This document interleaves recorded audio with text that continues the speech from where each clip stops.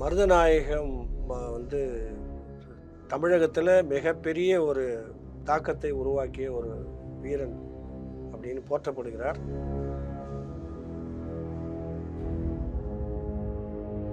நீங்கள் எந்த போராட்டங்களிலும் எந்த போர்லையும் எதில் பார்த்தாலும் நீங்கள் மருதநாயகத்தை விலக்கிட்டு நீங்கள் அந்த வரலாறை நீங்கள் படிக்க முடியாது, எழுதவும் முடியாது. அந்த அளவுக்கு மருதநாயகம் எல்லாவற்றையும் நீக்கமுற நிறைந்திருக்கின்றார்.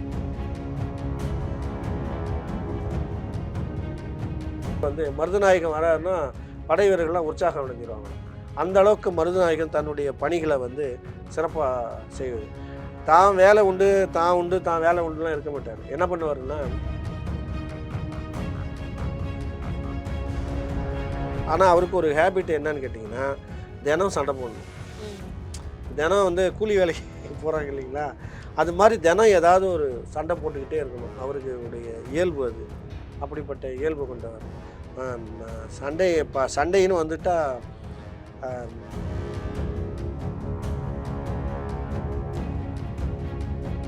மருதநாயகம் இருக்கும்பொழுது மாஷான்னு ஒரு பெண்ணை சந்திக்கிறார். மாஷான்னு ஒரு பெண் ரொம்ப அழகியவர். ஆனால் அது அழகினா அவளை அந்த பெண்ணை பற்றி சொல்லும் பொழுது பிரிட்டிஷார் என்ன சொல்லியிருக்காங்கன்னா, அவர் பிரிட்டிஷ் இனத்தை சேர்ந்த பொண்ணு, இங்கிலாந்துக்காரர், பிரிட்டிஷ்காரனுக்கு பிறந்த கிறிஸ்துவர் அப்படின்னு அவங்க சொல்கிறாங்க. ஒரு சிலர் என்ன வரலாற்று பதிவு பண்ணியிருக்காங்கன்னா, இல்லை அவள் இந்தோ ஐரோப்பிய கலவையில் பிறந்த போர்ச்சுகீஸ் இதில் எல்லாம் கலந்து பிறந்த ஒரு பெண்ணு அப்படின்ட்டு. இன்னொரு வரலாற்று ஆசிரியர் என்ன பண்ணால் அவள் மீனவ பெண்ணு அப்படின்னு. ஆனால் எனிவே எப்படி இருந்தாலும் அந்த பெண்ணை ரொம்ப அழகாக இருந்து மருதநாயகத்தை காதலித்து திருமணம் செய்து.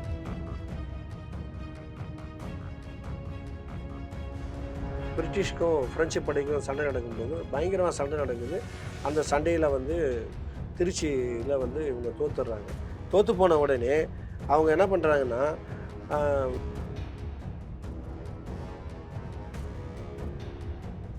இந்த சண்டை போடுறாங்க இல்லையா படை வீரர்கள், அவர்களுக்கெல்லாம் மாதம் 3 ரூபா சம்பளம். மாதம் 3 ரூபா சம்பளம். சண்டை போடுறதுல எது கையில் கிடைக்குதோ அதை அவங்க எடுத்துக்கலாம்.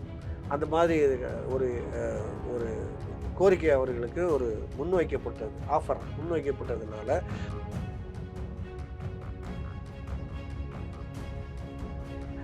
அப்புறம் அவர்களுடைய அப்போ தான் இவங்க என்ன பண்ணுறாங்கன்னா, ஹைதர் அலி எப்படி மைசூரில் எப்படியோ அதே போல் இங்கே நமக்கு பிரிட்டிஷில் இவர் யூசுப் கான், இவரை நம்ம விடக்கூடாதுன்னு சொல்லிட்டு அவர் வச்சுருக்காங்க.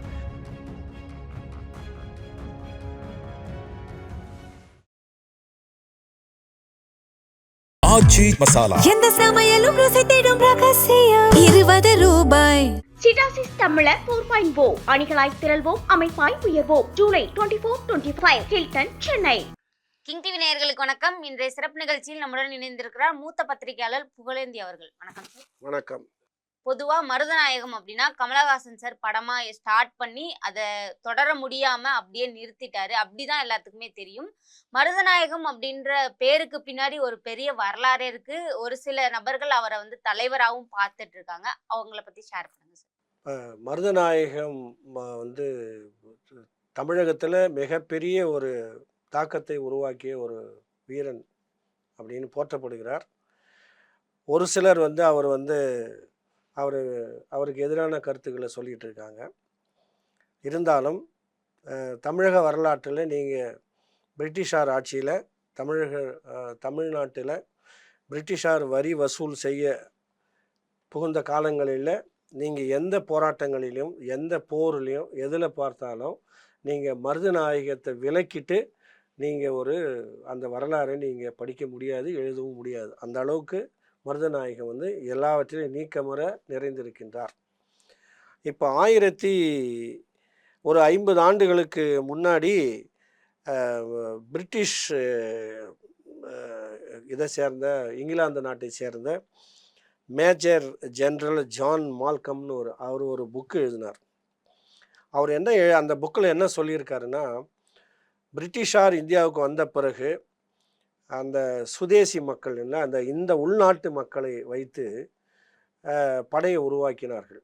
அந்த படையை உருவாக்கி அதில் சில பேர்களுக்கு பொறுப்பு கொடுத்து சில பயிற்சிகளையும் கொடுத்து போர் பயிற்சிகள் கொடுத்து எப்படி போரை நடத்தி செல்ல வேண்டும் என்றெல்லாம் பிரிட்டிஷார் அவங்களுக்கு வந்து ட்ரைனிங் கொடுத்து அப்படி கொண்டு வந்து படையை நடத்தியவர்களில் 2 பேரை அவர் குறிப்பிடுறார். ஜான் மால்கம் என்ன சொல்கிறாருன்னு கேட்டிங்கன்னா, பிரிட்டிஷார் உருவாக்கிய இராணுவ தளபதிகளில் 2 பேர் மிக சிறந்தவர்கள், வீரர்கள், மாவீரர்கள் என்று 2 பேரை குறிப்பிடுறார். ஒருத்தர் வந்து மருதநாயம் என்கின்ற யூசுப் கான் என்கின்ற கான் சாஹிப், அடுத்தது ஐதர் அலி, மைசூரில் இருந்த ஐதர் அலி. இவங்க 2 பேர் தான்.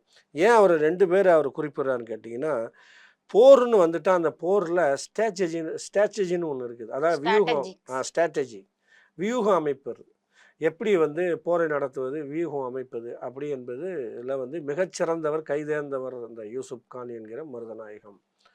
அடுத்தது இந்த ஐதர் அலி எப்படின்னு கேட்டிங்கன்னா, அவர் மைசூர் குதிரைப்படையில் இருந்த ஒரு சாதாரண வீரன் தான். 2 பேருமே படை வீரர்கள் தான், அப்புறம் வளர்ந்தவர்கள். அதில் வந்து இவர் குதிரையில் வந்து போய் சண்டை போடுறதுல மிக கைதேர்ந்தவர், வேகமாக சண்டை போடுவார். இவர் ஃபைட்லாம் வந்து ஐதர் அலியுடைய குதிரைப்படை வருதுன்னா எல்லாம் தெரிச்சு ஓடும், அந்த மாதிரியான ஒரு. அதனால் இவங்க 2 பேரையும் ஜான் மால்கன் வந்து மிகச்சிறந்த வீரர்களாக குறிப்பிடுறார். இப்போ யூசுப் கான் அப்படின்ற வார்த்தையை பயன்படுத்து, மருதநாயகத்திலிருந்து எப்படி யூசுப் கானா மாறுறாரு? ஆமாம், இது வந்து மருதநாயகம் எங்கே பிறந்தார் அப்படி என்பதில் ஒரு ஆதாரமற்ற ஒரு செய்தி நிலவுது. ஒருத்தர் என்ன சொல்கிறாங்கன்னா, அவர் வந்து இந்த ராமநாதபுரம் மாவட்டம் இருக்கு இல்லையா, இன்றைய ராமநாதபுரம் மாவட்டத்துக்கு பக்கத்தில் முதுகளத்தூர் தாலுக்காவில் பனையூர்னு ஒரு ஊரில் இந்த மருதநாயகம் பிறந்தார் அப்படின்னு 1725 அவர் பிறந்ததாக சொல்கிறாங்க. ஆனால் இவருடைய பனையூரில் விவசாய குடும்பத்தில், அதாவது வெள்ளாளர் குடும்பம், விவசாய குடும்பத்தில் அவர் பிறந்தார் அப்படின்னு. சிறு வயதில் அவர் ஏதோ போக்கிரித்தனமாக இருந்ததாகவும், அவர் குடும்பத்தில் ஏதோ விரோதம் பாராட்டி சண்டை போட்டுக்கிட்டு வீட்டை விட்டு வெளியேறி விட்டார் என்று ஒரு குறிப்பு சொல்லுது. ஆனால் அது வாய்மொழியாக வந்த கதை தானே ஒழிய அதுக்கு ஆதாரம் இருக்கிறதா என்பது இன்னும் சரியாக தெரியல, யாரும் அதை சரியாக குறிப்பிடல. ஆனால் அவருடைய மருதநாயகத்தினுடைய ஹிஸ்ட்ரி எங்கே தொடங்குது, வரலாறு எங்கே தொடங்குதுன்னு கேட்டிங்கன்னா, அவர் வந்து பாண்டிச்சேரியில் ஃப்ரெஞ்சு கவர்னராக இருந்த பாண்டிச்சேரியில் ஃப்ரெஞ்சு கவர்னரும் ஜாக்லான்னு ஒருத்தர் இருந்தார். அவர்கிட்ட தான் அவர் வேலை செஞ்சுக்கிட்டு இருந்ததாக இவருடைய வரலாற்றினுடைய இது தொடக்கம் அங்கே தான் அது வந்து. அங்கே வேலை செய்யும்போது அவருக்கு வந்து அங்கே அந்த பிரிட்டிஷ் படை ஒன்று இருந்தது, அதில் ஒரு கேப்டன் இருந்தார். அவர் பேர் வந்து என்னன்னு கேட்டிங்கன்னா பிரண்டன். அந்த பிரண்டன் தான் இவர் வந்து யூசுப் கான் சின்ன பையனாக இருக்கும்பொழுது அவனுக்கு வந்து மொழிகள், தமிழ் கற்றுக் கொடுக்குறாரு. தமிழ் அவருக்கு தான் தாய்மொழி தமிழ். அப்புறம் வந்து ஃப்ரெஞ்சு சொல்லி கொடுக்குறாரு, போர்ச்சுகீஸு சொல்லித்தராரு, இங்கிலீஷு, அரபு, உருதுன்னு 6 மொழிகளை அவருக்கு கற்றுக் கொடுக்குறாரு. அதனால் நீங்கள் பார்த்தீங்கன்னா இவர் 6-7 மொழி, நிறைய மொழி பேசுவதாக பதிவு செய்யப்படுது. ஆனால் இவர் 6 மொழி தெளிவாக நல்லா பேசுவார் யூசுப் கான். பாண்டிச்சேரியில் தான் அவர் இருக்கிறார். பாண்டிச்சேரியில் இருக்கும்போது அவருக்கு ஒரு அங்கே மார்ச்சன்ட்னு ஒரு ஃப்ரெஞ்சுக்காரர் வந்து ஃப்ரெண்ட் ஆகிறார். பின்னால் நீங்கள் அவர் மதுரைக்கு வந்து ஆளுநராக வந்து மருதநாயகம் பொறுப்பேற்கும் பொழுது இந்த மார்ச்சன்ட்டு தான் வந்து யூசுப் கான் வந்து கேப்டனாக வச்சுருக்கார். அந்த அளவுக்கு ஒரு ஃப்ரெண்டு, அது பின்னாடி வரும். அது இப்படி தான் அவர் பாண்டிச்சேரியில் இவர் வந்து அங்கே வளர்ந்து அங்கே தன்னுடைய வாழ்க்கையை தொடங்கியதாக தான் வரலாற்றுகளில் குறிப்பிடப்பட்டிருக்கிறது. அவர் பாண்டிச்சேரியில் இருந்து அதுக்கு பிறகு தஞ்சாவூர் போகிறார். தஞ்சாவூரில் போய் கொஞ்சம் காலம் இருக்கார். தஞ்சாவூரில் போய் அங்கே வசிக்கும் பொழுது வயது வந்த பருவமாக ஒரு 20 வயது இளைஞராக அங்கே அவர் வந்து வளர்ந்த பிறகு ஃப்ரெஞ்சு படையில், காலாட் படையெல்லாம் இருக்கு இல்லையா, அதில் படை வீரராக சேர்றார். அங்கே கொஞ்ச நாள் ஃப்ரெஞ்சு படையில் இருக்கார். அதுக்கு பிறகு அவர் என்ன பண்ணுறாருன்னா, அந்த படை வந்து அது ரெஜிமெண்ட்லாம் நகரும், அது படை நகரும்னு சொல்லுவாங்க. அது மாதிரி அங்கேருந்து தஞ்சாவூர் வந்து படை வந்து நெல்லூருக்கு, ஆந்திரா நெல்லூர் இருக்குங்களா, அங்கே படையை கொண்டு போகிறாங்க. அங்கே படையை கொண்டு படையெடுக்கிற மாதிரி. அங்கே வந்து அவங்களுக்கு கொஞ்சம் இடம் இருந்தது. அந்த நெல்லூர் பகுதியில் அவங்களுடைய ஆதிக்கத்தில் இருக்கும்பொழுது அங்கே வரி வசூல் பண்ணுறதுக்கு அந்த ஃப்ரெஞ்சு படையை கொண்டு போய் அங்கே இருக்கிற சில கலவரங்களை எல்லாம் அடக்கி அவங்க நெல்லூரில் இருக்காங்க. ஃப்ரெஞ்சு படை இருக்குது. அங்கே இவர் இந்த மருதநாயகம் என்கிற யூசுப் கான் அங்கே அந்த படையில் இருக்கார். அங்கே வந்து இவர் என்ன பண்ணுறாங்கன்னா அந்த படையில் கண்காணிப்பாளராக போடுறாங்க. கண்காணிப்பாளராக அந்த படையை வந்து எங்கே படை போகணும், எங்கே படை வருது, படையில் என்ன நடக்குது, சூப்பர்வைசர் மாதிரி கண்காணிப்பாளராக போடுறாங்க. இவர் கண்காணிப்பாளராக மட்டும் இருக்கிறது இல்லை, அவர் வந்து அந்த படைக்கு தேவையான உணவு தண்ணீர் கொண்டு போகிறது அதெல்லாம் அந்த வேலையெல்லாம் சிறப்பாக செய்வார். அப்போ அந்த படைகளுக்கு என்ன ஒரு ஒரு நம்பிக்கைன்னா, இன்றைக்கி யாருப்பா சாப்பாடு கொண்டு வராங்க, யூசுப் கான் கொண்டு வர்றாரு.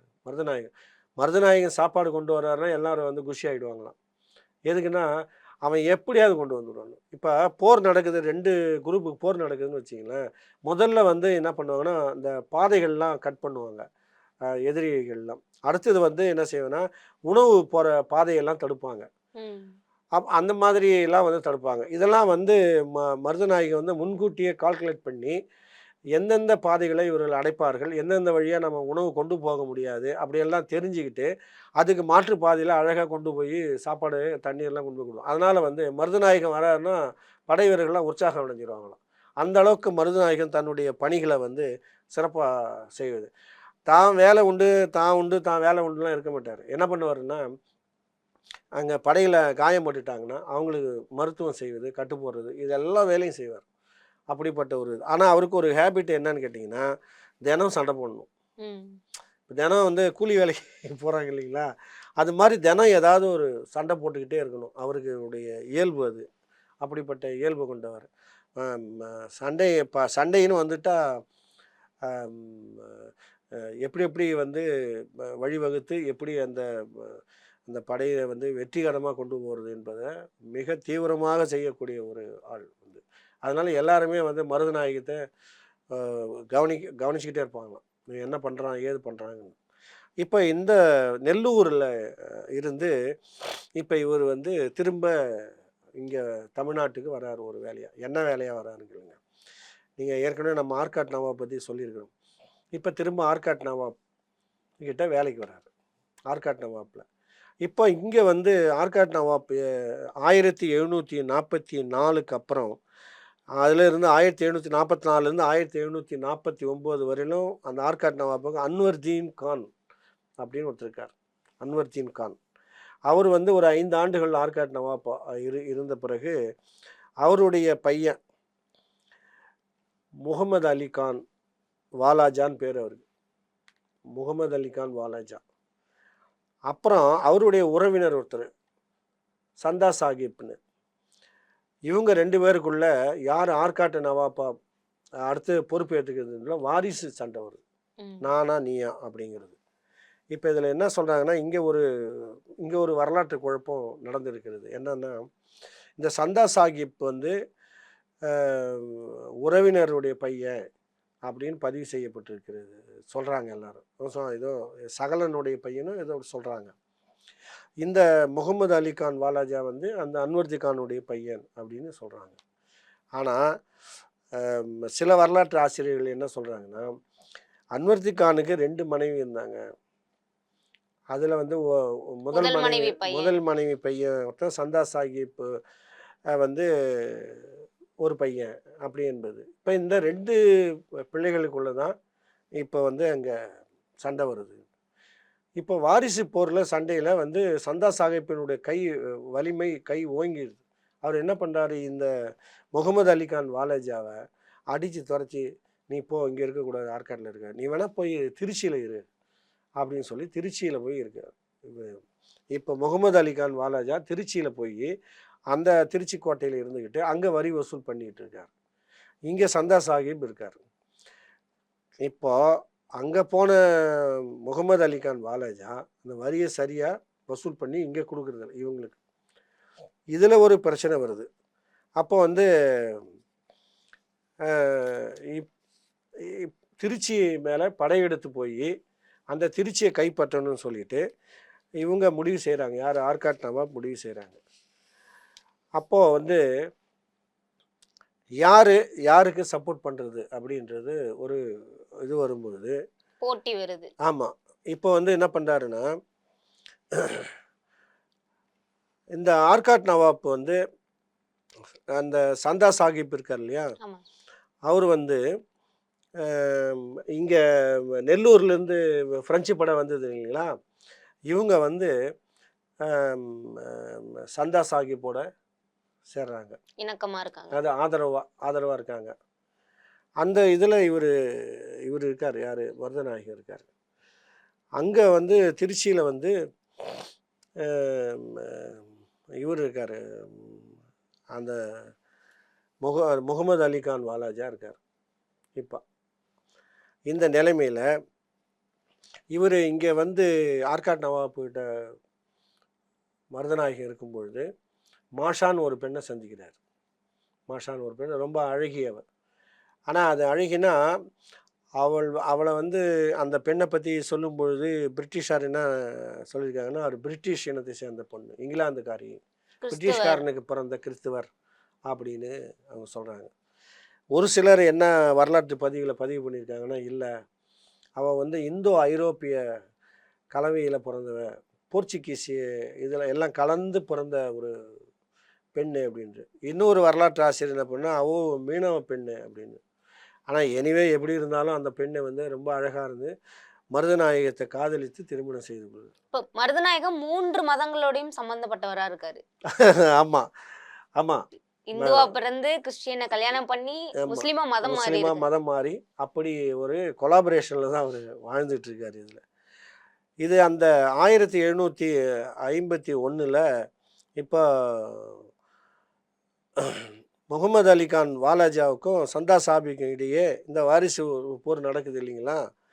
இந்த இதில் வந்து முகமது அலி கான் வாலாஜாவுக்கு வந்து பிரிட்டிஷ்காரங்க வந்து ஆதரவு தெரிவிக்கிறாங்க. சந்தா சாஹிப்புக்கு வந்து ஃப்ரெஞ்சு ஆதரவு. ஆனால் முதல்ல போயிட்டு இவங்க சண்டை போடுறாங்க இல்லைங்களா. சண்டை போடும்பொழுது அதில் வந்து சந்தா சாஹிப் வந்து தோற்று போகிறாரு. திரும்பி வந்துடுறாங்க. திரும்பி வந்ததுக்கப்புறம் இப்போ அப்படியே தலைகீழ இது மாறுதுன்னு இந்த ஃப்ரெஞ்சு படை வந்து அவங்களுக்கு எங்கள் முகமது அலி கான் வாலாஜாவுக்கு போய் ஆதரவு தெரிவிக்கிற மாதிரி ஒரு கட்டம் வருது. எப்படி கட்டம் வருதுன்னா, இப்போ இவர் இருக்கார் ஐதர் அலி வந்து ஃப்ரெஞ்சு, ஐதர் அலி எல்லாம் சேர்ந்து ஒரு கூட்டு படையை உருவாக்குறார். அந்த கூட்டு படையில் வந்து திரும்ப இவங்க ஃப்ரெஞ்சுக்காரங்க போயிட்டு இது பண்ணுறாங்க. திரும்ப சந்தா சாஹிப்புக்கும் இவங்களுக்கும் சண்டை நடக்கும் பொழுது, இந்த சண்டை நடந்துக்கிட்டே இருக்கும் பொழுது ஆர்காடு நவாப்பு வந்து அவர் கொஞ்சம் கடன் வாங்கியிருந்தார் இவர்கிட்ட, பிரிட்டிஷ் கம்பெனிகிட்ட, கிழக்கிந்திய கம்பெனிகிட்ட. அதுக்காக அவர் வந்து பணங்க கேட்க போகும்பொழுது, இல்லைங்க இப்போ சண்டை நடந்துகிட்டு இருக்குது, நாங்கள் அந்த சண்டையில் இதில் கவனமாக இருக்கிறோம், நாங்கள் இது பண்ண முடியாது. என்னையா பிரச்சனைனா, இந்த மாதிரி வந்து அங்கே இருந்துட்டு திருச்சியில் இருந்துக்கிட்டு வந்து அந்த பணம் வாரிசு, எங்களுடைய வாரிசில் ஒருவனான இவன் வந்து முகமது அலி கான் வந்து சரியாக பணம் கொடுக்க மாட்டேங்கிறான், அதனால் வந்து நாங்கள் வந்து அங்கே படை நடத்திக்கிட்டு இருக்கிறோம். இப்போ எப்போ சார் பிரிட்டிஷுக்கு ஆதரவாக இருக்கக்கூடிய யூசுப் கான் எப்போ சார் எதிராக இது ஆதரவாலாம் இல்லை, அவர் ஃப்ரெஞ்சு படையில் தான் இருக்கார். அவர் இப்போ வந்து ஐதர் அலி இது பண்ண கூட்டுப்படையில் போய் ஃப்ரெஞ்சுக்கு ஆதரவாக அங்கே இருக்கார் அவர். இப்போ இவங்க சண்டை நடக்கும்பொழுது இப்போ ஃப்ரெஞ்சுக்கும் சாந்தா சாஹிப்புக்கு வந்து இப்போ ராபர்ட் கிளைவ் வந்து ஆதரவு தெரிவிக்கிறார். பிரிட்டிஷ் மாறிடுச்சு. அப்படி இவங்க இப்போ சரி நாங்கள் உங்களுக்கு கூட ஒத்துழைப்புக்கு வரோன்னு சொல்லிட்டு போய் 2வது முறையாக சண்டை போடும்பொழுது ஃப்ரெஞ்சுக்கும் இப்போ வந்து பிரிட்டிஷ்காரங்க சண்டை நடக்குது. இப்போ இந்த சண்டை நடக்கும் பொழுது தான் என்ன பண்ணுறாங்கன்னா, இந்த சண்டையில் இவர் ராபர்ட் கிளைவ் என்ன பண்ணுறாருன்னா, அங்கே சண்டை நடக்கும்போது இவர் வந்து இங்கே ஆர்காட்டை பிடிச்சிடுறார். ஆர்காட்டை ஒரு 300 பேரை கூப்பிட்டு வந்து ஆர்காட்டை பிடிச்சிடுறார். ஆர்காட்டை பிடிச்ச உடனே அங்கே செய்தி போன உடனே 2 குடும்பமும் இங்கே மாட்டிக்குது. யார்? ராபர்ட் கிளைவ் கையில் 2 குடும்பம் மாட்டிக்கிட்ட உடனே என்ன பண்ணுறதுன்னு தெரியாமல் இப்போ முகமது அலி கான் என்ன பண்ணுறாருன்னா, ஒரு 10,000 பேரோட படையை அனுப்பி இங்கே சண்டை போடுறதுக்கு இது பண்ணும்போது அந்த சண்டையில் ஒன்றும் அவரெல்லாம் ஜெயிக்க முடியல. அப்போ வந்து பிரிட்டிஷ்க்கும் ஃப்ரெஞ்சு படைக்கும் சண்டை நடக்கும்போது பயங்கரமாக சண்டை நடக்குது. அந்த சண்டையில் வந்து திருச்சியில் வந்து இவங்க தோத்துடுறாங்க. தோற்று போன உடனே அவங்க என்ன பண்ணுறாங்கன்னா, நிறைய பேர் இறந்து போயிடுறாங்க. அதில் வந்து ரொம்ப தீவிரமாக சண்டை போட்ட ஒரு 10-15 பேரை கட்டி கட்டி இங்கே கொண்டு வராங்க. ஆற்காட்டுக்கு கொண்டு வந்து ஆற்காட் நவாப் முன்னாடியும் இவர் முன்னாடியும் நிறுத்துகிறாங்க. அன்வர்தி கான் முன்னாடியும் ராபர்ட் கிளைவ் முன்னாடி நிறுத்துகிறாங்க. அதில் நிறுத்தினா அதில் வந்து யூசுப் கான் இருக்கார். உயரமாக நல்லா 6 அடி. இவர் யாருன்னு கேட்கும்போது இது மாதிரி ஒரு மருதநாயகன் யூசுப் கான் பேர், எங்கள் இதில் தான் இருந்தான், இவன் திரும்ப ஃப்ரெஞ்சு இதில் போயிட்டு அவங்களுக்கு ஆதரவாக இது மாதிரி பண்ணுறான், சிறந்த வீரன். அப்புறம் எல்லோரும் சொல்கிறாங்க இவர் நல்லா பிரமாதம் சண்டை போட்டாருங்க. அதாவது பீரங்கி குண்டு போகுதுன்னா அது கால்குலேட் பண்ணி இந்த பீரங்கி குண்டு வெடித்து அந்த குண்டு இங்கே வந்து இந்த இந்த இடம் வந்து 1 கிலோமீட்டரோ 1.5 கிலோமீட்டரோ இல்லை இப்போ 100 மீட்டரோ 200 மீட்டரோ அந்த குண்டு வர்றதுக்கு எவ்வளோ நேரம் ஆகும் அப்படின்றத கால்குலேட் பண்ணி அதில் பூந்து அதில் அடிபடாமல் தப்பிச்சு வந்து சண்டை போடுவாராம் அவர். இதையெல்லாம் அவங்க விளக்கியிருக்காங்க. இதை கேட்டு ராபர்ட் கிளைவ் ஆச்சரியம் அடைஞ்சு என்னடா இப்படி ஒரு வீரனாக இருக்காருன்னு சொல்லிட்டு ராபர்ட் கிளைவ் என்ன பண்ணுறாரு, உனக்கு எங்கள் படையில் சேர்ந்துக்கிறியா அப்படின்றார். சேர்ந்துக்கிறேன் அப்படின்றார். எனக்கு தேவை பணமும் எனக்கு இது தேவை, அதனால் என்னுடைய தேவைகளை நீங்கள் பூர்த்தி பண்ணுங்கள், நான் வந்து உங்கள் இதில் சேர்ந்துக்கிறேன் அப்படின்னு. உடனே வந்து ராபர்ட் கிளைவ் வந்து என்ன பண்ணுறாரு, யூசுப் கானே அவங்க கூட இருக்கிறவங்களை எல்லாரும் சேர்த்து பிரிட்டிஷ் படையில் சேர்ந்துக்கிறாங்க. இப்போது யூசுப் கான் ஃப்ரெஞ்சு படையிலேருந்து பிரிட்டிஷ் படைக்கு வந்துடுறார். அப்போல்லாம் வந்து பிரிட்டிஷ் படை ஃப்ரெஞ்சு படையில் இருந்தார். அப்புறம் இந்த சண்டைக்கு அப்புறம் திருச்சி சண்டைக்கு அப்புறம் இதுக்கு பிரிட்டிஷ் படைக்கு வந்துடுறார். ராபர்ட் கிளைவ் அவரை விலை கொடுத்து வாங்கி கொள்கிறார். இதுதான் பிரிட்டிஷ் படைக்கு அவர் வந்த வரலாறு. ஃப்ரெஞ்சில் இருந்து இங்கே வந்தார். அவர் என்னென்னா அப்போல்லாம் வந்து படை வீரர்களுக்கெல்லாம் வந்து இந்த சண்டை போடுறாங்க இல்லையா படை வீரர்கள், அவர்களுக்கெல்லாம் வந்து மாதம் 3 ரூபா சம்பளம், மாதம் 3 ரூபா சம்பளம். சண்டை போடுறதுல எது கையில் கிடைக்குதோ அதை அவங்க எடுத்துக்கலாம். அந்த மாதிரி ஒரு ஒரு கோரிக்கை அவர்களுக்கு ஒரு முன்வைக்கப்பட்டது, ஆஃபர் முன்வைக்கப்பட்டதுனால அவர்களெல்லாம் என்ன பண்ணாங்கன்னா, யாரெல்லாம் வந்து வீட்டில் சும்மா இருக்கான் அப்படின்னா அவன்லாம் ஆளுக்கு ஒரு கத்தி கம்பு கொடுவாள் எல்லாம் எடுத்துக்கிட்டு இந்த படைக்கு வந்துடும். அது யூசுப் கான் இருக்கான்னா அந்த படைக்கு தைரியமாக வந்துடுவாங்க. சாப்பாடு கிடைச்சிடும், எல்லாம் கிடைச்சிடும், நமக்கு நல்லா இருக்கலாம், வசதியாக இருக்கலாம் அப்படின்ற ஒரு இதில் வந்துடும். அப்போ பிரிட்டிஷ் படை 3 ரூபா தான் சம்பளம் கொடுப்பாங்க. அதே மாதிரி தான் இவருக்கும் சம்பளம் இது பண்ணாங்க. ஆனால் பிரிட்டிஷார் என்ன பண்ணுறாங்கன்னா, இந்த திருச்சி போருக்கு அப்புறம் இவங்களை கொண்டு வந்த பிறகு யூசுப் கானுடைய திறமையெல்லாம் பார்த்த பிறகு இவர்கள் தங்களுடைய படைகளில் சேர்த்துக்கிறாங்க. அதற்கு பிறகு 10 ஆண்டுகள் இந்த கர்நாடக போர்னு சொல்லுவாங்க. கர்நாடகம்னா இந்த கர்நாடகா இல்லை, கர்நாடகம் என்றால் பழைய இந்த மைசூர் பகுதி, இந்த நம்ம இதை அந்த டெக்கான்னு சொல்லுவாங்க, அந்த பழைய இடங்கள், பழைய நிலப்பகுதிகள் பேர் அது. இப்போ இருக்கிற கர்நாடகா இல்லை. அந்த 10 ஆண்டுகள் தொடர்ந்து இந்த கர்நாடக போர் ஃப்ரெஞ்சுக்காரனுக்கும் பிரிட்டிஷ்காரனுக்கும் நடந்த போரில் இந்த பிரிட்டிஷாரோட சேர்ந்து நம்ம மருதநாயகம் போரிடுறார். இதில் அவர் வந்து அவருக்கு தெரிந்த அந்த கொரில்லா தந்திரங்கள், மறைந்திருந்து தாக்குவது, அப்புறம் வந்து இந்த உணவுகள்லாம் கொண்டு போவது, இப்படியெல்லாம் வந்து தங்களுடைய திறமையை காட்டின பிறகு இவருக்கு வந்து 1760 இவர் வந்து ஒரு எல்லோராலையும் பாராட்டப்படுகிறார் யூசுப் கான். எப்படின்னா எல்லாத்தையும் வெற்றி கொள்ளக்கூடிய, அனைத்தையும் ஜெயம் பண்ணக்கூடிய ஒரு வீரன் யாரானா இவன் தான் அப்படின்ற ஒரு முடிவுக்கு, ஆமாம், இவன் எங்கே போனாலும் சண்டை வெற்றி பெற்று இருக்குது அப்படின்னா இவன் பெரிய சிறந்த, எங்கே போனாலும் இவன் ஜெயிச்சிருவான் அப்படின்ற ஒரு நம்பிக்கை பிரிட்டிஷாருக்கு வந்த பிறகு இவரை வந்து இராணுவ தளபதியாக அவர்கள் அறிவிக்கிறார்கள். பிரிட்டிஷார் ஃப்ரெஞ்சிலேருந்து இங்கே வந்த பிறகு பிரிட்டிஷார். அப்புறம் அவர்களுடைய அப்போ தான் வந்து இவங்க வந்து என்ன பண்ணுறாங்கன்னா, ஹைதர் அலி எப்படி மைசூரில் எப்படியோ அதே போல் இங்கே நமக்கு பிரிட்டிஷில் வந்து இவர் வந்து யூசுப் கான், இவரை நம்ம விடக்கூடாதுன்னு சொல்லிட்டு அவர் வச்சுருக்காங்க. இப்போ முகமது அலியை இப்போது இந்த காலகட்டத்தில் ஆர்காட் நவாப்பா பிரிட்டிஷ்காரங்க உட்கார வச்ச பிறகு இதுவரையிலும் பிரிட்டிஷ்காரர்களோடு சேர்ந்து இவருக்காக முகமது அலி கானுக்காக பிரிட்டிஷ்காரன் சண்டை போட்டது, அவர்களுக்காக மற்ற ஏற்பாடுகள் வசதிகள் செய்து கொடுத்தது, இவரை வந்து ஆர்காட் நவாப்பா மாற்றுவதற்கான செலவுகளை வந்து அவங்க ஒரு டைரி போட்டு குறித்து வச்சுட்டே வந்து இவங்க சொல்கிறாங்க, நீ வந்து இவ்வளோ எனக்கு ஒரு மொத்தமாக இவ்வளோ பணம் தர வேண்டியது, நீங்கள் கடன் பெற்றிருக்கீங்க, கடனை எங்களுக்கு உடனே கொடுங்க அப்படின்னு இப்போது பிரிட்டிஷார் முகமது அலி கானை நெருக்குறாங்க.